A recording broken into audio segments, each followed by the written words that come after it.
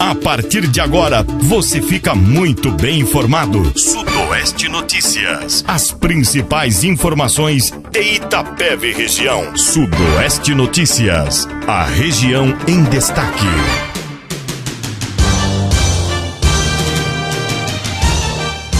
Olá, hoje é segunda-feira, dia 18 de agosto de 2014. Eu sou Odemil Wagner e este é o Sudoeste Notícias. E na edição de hoje, você confere entrevista que a nossa equipe de reportagem fez com o secretário municipal de Coordenação e Planejamento, Marco André, que falou sobre como Itapeva vem se preparando para se adequar à Política Nacional de Resíduos Sólidos. Este e outros assuntos você confere agora, no Jornal Sudoeste Notícias, que está no ar. Sudoeste Notícias. Sudoeste Notícias. E neste mês de agosto marcou como fim do prazo para que as cidades se adequem à Política Nacional de Resíduos Sólidos, que tem como principal objetivo implantar políticas públicas que apresentem soluções sustentáveis para os aterros sanitários, para que recebam apenas materiais rejeitos, ou seja, aquilo que definitivamente não será reciclável. Nosso repórter Juliano Cidro entrevistou o secretário municipal de Coordenação e Planejamento, Marco André de Oliveira, que informou que o aterro de Itapeva está em fase de desativação. Nós tivemos algumas reuniões com a CETESB, para fazer o acompanhamento do novo aterro e do encerramento do que a gente chama tecnicamente de vazadouro de lixo, vazadouro municipal, que na verdade é o lixão que a gente conhece, e que deverá ser encerrado assim que nós tivermos a possibilidade de alterarmos a disposição desses resíduos sólidos para um novo local. Ele vai ser encerrado, ele já dentro do plano diretor ele conta como sendo uma zona especial de proteção ambiental, ou seja, ele vai ser encerrado, isolado, será apenas uma área que, se Deus quiser, vai se tornar uma área verde no futuro do município. Eu espero que em 2015, até o final de 2015, fazendo um trabalho bastante forte, a gente consiga começar a criar no lixão, no vazadouro municipal, apenas uma história. Espero que isso aconteça e vou me dedicar ao máximo com o governo do Roberto Comeron para que eu possa ser a pessoa, ou junto com a minha equipe, dar ao governo Comeron aquele governo que conseguiu acabar com o lixão da Vila Santa Maria. O secretário de Planejamento informa que o município já tem um local para a instalação de um aterro, que poderá se tornar aterro regional, contribuindo com a região no quesito meio ambiente e trazendo recursos federais para o município. Fizemos essa solicitação para a CETESB de São Paulo. Eu tenho hoje aqui alguns questionamentos para responder com relação à transformação desse aterro num aterro regional, quer dizer, a licenciamento desse aterro como regional. Nós estamos num procedimento de licença prévia para licença de instalação. A diferenciação que nós temos hoje é que a licença prévia nos define que o órgão ambiental diz que naquele local eu posso instalar um aterro. E a licença de instalação, ela me permite comprar tudo o que eu preciso para fazer esse aterro funcionar e assim receber a licença de operação. Estamos nesse meio de caminho. Nisso nós solicitamos o aterro regional, até porque a Política Nacional de Resíduos Sólidos, ela nos define que os aterros de formação regional, que atendem mais de 2 municípios, eles terão maior ação do governo, tanto federal quanto estadual, em relação ao financiamento, em relação à situação de melhoria das condições. Itapeva vai ter esse aterro regional, nós vamos responder. A ideia é que essa micro-região, que já é histórica em Itapeva, conhecida aqui como Taquarivaí, Nova Campina, Itaberá, Ribeirão Branco e talvez Itararé, que é uma coisa que a gente vem conversando com a prefeita de lá, que a gente possa transformar o aterro em regional e assim atender não só essa região, mas principalmente a resolver o problema definitivo de Itapeva. Ou seja, então não é o fato de estar abrindo também o aterro sanitário para colaborar com os municípios vizinhos, mas também tem um benefício. Óbvio, o benefício principal é ambiental, quer dizer, quanto mais locais para disposição final de resíduos sólidos, mais locais contaminados. Por isso o governo entende que um trabalho de consórcio facilita a ação ambiental. Nós vamos ter benefícios com isso em relação a algum tipo de possibilidade de financiamento e outras situações. E, ao mesmo tempo, também existem municípios que talvez eles não tenham a condição financeira de suportar um aterro sanitário, municípios, às vezes, menores que o nosso. E Itapeva poderia ter isso. E também porque nós encontramos uma área que a CETESB entende que possa ser colocada como aterro regional, e a gente sabe o quanto é difícil encontrar áreas para aterro. Então tem todas essas necessidades que nós estamos cumprindo para poder formalizar esse aterro regional. O local do aterro sanitário novo é subindo para Ribeirão Branco, tá? Lá no Planalto, ele fica aproximadamente 10 quilômetros daqui, né? Depois que você passa ali o Mãe da Vida, subindo, que entra no Planalto, na parte alta ali do município, antes do Alto Brancal, bem antes, você tem uma retona ali e do lado direito você tem uma área do aterro. Ela já está, por decreto, desapropriada, ela vem sendo, já foi entregue para a CETESB, ela já foi avaliada pela CETESB e a gente agora espera fazer uma boa instalação ali. É uma área que não vai contribuir com o problema com relação ao manancial de água, né? Nós já fizemos sondagem, não deu lençol freático superficial, né? Não tem moradores no entorno, quer dizer, vai caber ao município criar a possibilidade de que isso não aconteça. A margem do asfalto, ou seja, de fácil acesso, quer dizer, então ela tem todas as condições para ser um aterro muito bem colocado. E as pessoas não têm que ter medo de um aterro. Eu sempre digo o seguinte, um aterro bem feito, ele nem parece que tem lixo dentro dele. Agora, infelizmente, o que nós temos como exemplo são lixões. Aí todo mundo tem medo de ficar perto de um aterro desse. Mas, na verdade, um aterro bem feito, nada acontece. E está na hora do Brasil começar a ter uma coisa bem feita, né?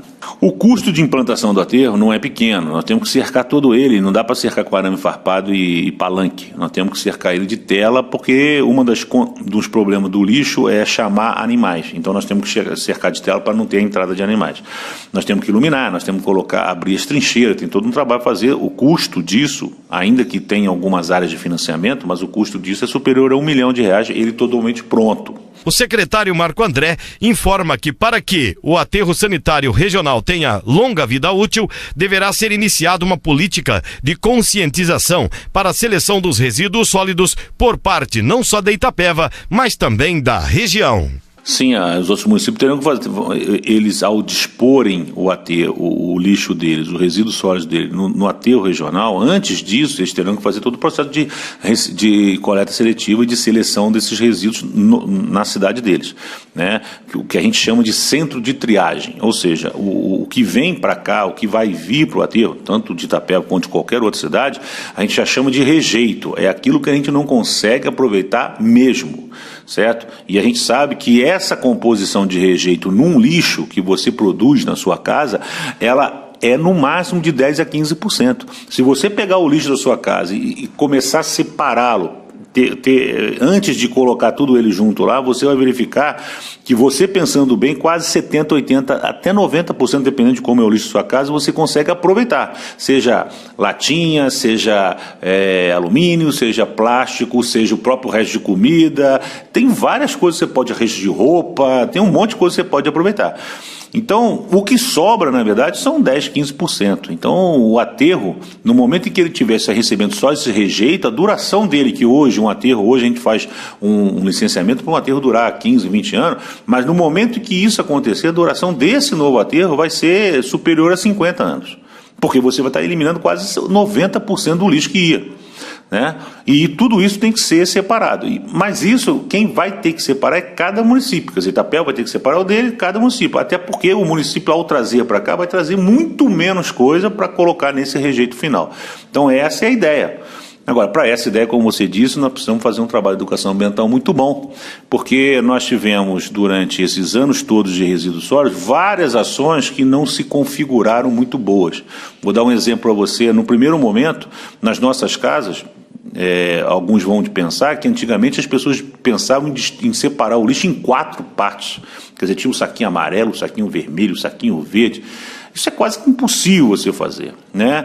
Então hoje, é o que você falou, a separação é entre o orgânico e o inorgânico, o que a gente chama entre o seco e o úmido, né? Mas acima de tudo, a população que vai separar esse lixo vai ter que ver quem vai lá recolher esse lixo, seja o município, seja a cooperativa, recolher de forma separada, senão você fica pensando que você é meio bobo, você separa e depois eles juntam tudo num lugar só. Quer dizer, então todo um trabalho de educação tem que ser feito, não é uma situação que a gente vai montar de um dia para o outro, né? A gente não pretende fazer com que, mas a gente deveria ter como meta, eu vi durante a Copa do Mundo, muita gente rindo dos japoneses que catavam o lixo no estádio. Eu acho que esse tipo de cultura é uma cultura que nós temos que buscar. É óbvio que a cultura japonesa é milenar e a nossa tem 500 anos. Mas eu acho que a gente tem que começar a pensar que um dia, quem sabe, nossos filhos, nossos netos, porque a gente acaba tendo vícios que a gente não consegue tirar, mas nossos filhos, nossos netos já vão trabalhar com essa falta de controle ambiental, com essa escassez de água, com essa falta de energia, com esse lixo distribuído na rua, talvez eles sejam passíveis de fazer a mesma coisa que o japonês fez no nosso estádio. Aí sim a gente estaria chegando no que a gente espera e no que a política prega. Isso é o nosso sonho. E o trabalho de conscientização, esse já começa já, né? Esse trabalho eu acho que já deve começar, a gente está conversando com a secretária de Educação, com a Vânia, a gente pretende já começar um trabalho no ano de 2015, né, elaborar uma proposta agora para que no ano de 2015 a gente já tenha um trabalho diferenciado com relação à educação ambiental, principalmente com relação a resíduos sólidos na rede municipal. Para que a Política Nacional de Resíduos Sólidos realmente funcione, é indispensável a colaboração da população, como por exemplo a separação dos materiais recicláveis que são descartados no dia a dia. Marco André comenta que pretende conscientizar os itapevenses para que colaborem com o meio ambiente praticando a coleta seletiva. Primeiro caminho são esses 17, 18 mil alunos que a gente tem na rede escolar, eu trabalho com eles. Educação ambiental, que é uma coisa que, como diz, esse tipo de educação ela tem que vir do berço. Então, o primeiro caminho é trabalhar com essas crianças. Eu acho que, infelizmente, nas escolas, por algum tempo, a gente foi com algumas coisas meio distorcidas, que era aquele negócio que eu não concordo, pode ser que pessoas discordem do que eu vou falar, mas que as pessoas davam televisão, videocassete e não sei o quê, para o aluno que levasse mais lixo para a escola. O primeiro princípio nosso é não produzir lixo. Então, nós temos um país super desenvolvido, como o próprio Japão, voltando nele, em que nenhum habitante produz mais de 1 quilo de lixo por dia. Porque se produzir é multado. Nós temos cidades no Brasil que produzem 2 quilos de lixo por dia. Quer dizer, é um absurdo você ter uma produção dessa por habitante. Então, o que acontece? Nós teríamos que começar um trabalho de educação com essas crianças. E com relação aos outros que já saíram dessa fase escolar, que são praticamente 70% da população, é um processo de educação e uma educação que tem que ser constante. Nós temos que fazer isso através de folhetos, através de outdoor, através da rádio, do próprio chamado, através de um trabalho, entendeu? Definindo, de repente, alguns bairros na região para que a gente possa atingir antes, entendeu? Eu acho que a gente tem que encontrar uma solução que não pode ser assim, eu vou fazer um trabalho de 1 ano e acabou. Não, isso vai ser uma coisa constante. Porque, como eu disse para você, aquele exemplo do Japão é um exemplo de um país de pessoas que têm uma cultura muito grande neles. A gente sabe que a gente precisa subir nisso. A gente não tem que achar que isso rir disso, achar que isso é impossível. Nada é impossível, é só o ser humano quiser. É claro que a gente tem muita coisa para avançar. O japonês não fura fila, né? Quer dizer, então a gente precisa realmente dessa cultura. Agora, como é que nós vamos começar a fazer isso?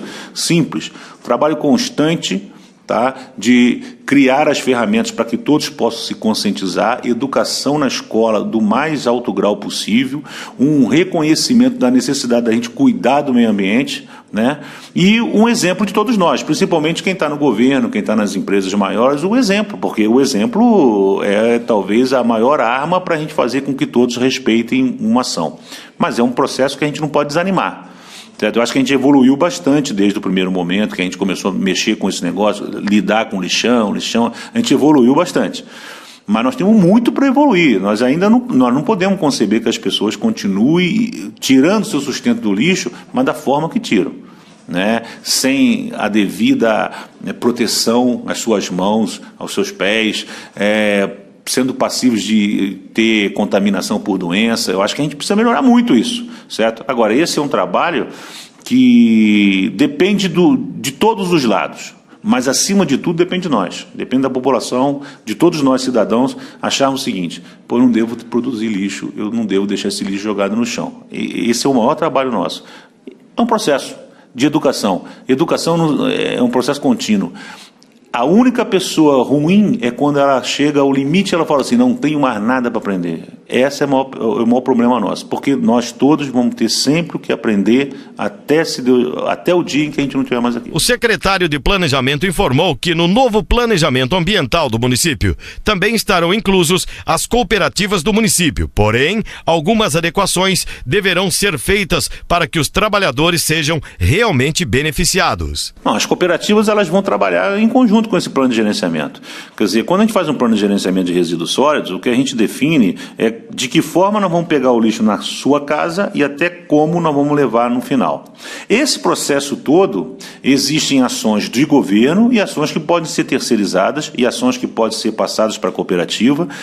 O que eu acho é que a cooperativa, assim como qualquer entidade, por mais que ela seja filantrópica, que ela seja uma organização social, no momento em que ela faz um contrato com o município, com qualquer outro lugar, a gente tem que criar um perfil profissional nisso. Certo? Então, o que eu prego, já conversei com as cooperativas que existem hoje no município, é o seguinte: eu acho que nós temos que tirar essa situação de que a cooperativa vem aqui, nós vamos ajudar, todos nós nos ajudamos. Só que tem que ter uma relação profissional. E a cooperativa aqui dentro desse sistema, desde o momento que eu tiro o lixo da sua casa e coloco ele no aterro, ela pode fazer várias ações. Ela pode trabalhar na coleta seletiva, como se foi, diretamente na casa, ela pode trabalhar no centro de triagem, ela pode trabalhar na separação do lixo depois que antes dele entrar no aterro, ela pode trabalhar na limpeza urbana, ela pode trabalhar na conscientização das pessoas. Quer dizer, tem várias ações que a cooperativa pode trabalhar. Só que temos que ter uma relação profissional com ela. Quer dizer, o município não vai fazer isso e vai vai terceirizar para a cooperativa. Então nós temos um termo de contrato, um convênio homologado pela Câmara Municipal e uma relação profissional em que o município paga uma ação para essa cooperativa, ela realiza a ação e o município cobra dela o que ele pagou. Quando a gente conseguir chegar nisso e não tiver mais que passar a mão na cabeça de ninguém, eu acho que a gente vai ser eficiente e a cooperativa vai se autossustentar tranquilamente, seja no resíduo sólido, seja em qualquer coisa. Mas elas não estão fora do processo. Elas vão participar e eu espero que elas sejam uma das maiores ações que a gente tenha. Porque, como eu disse para você, a educação ambiental vem do cidadão.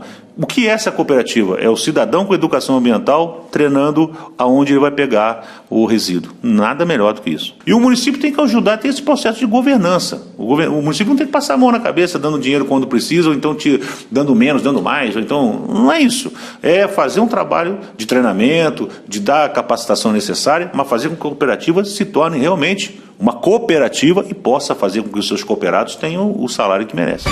Sudoeste Notícias. Sudoeste Notícias.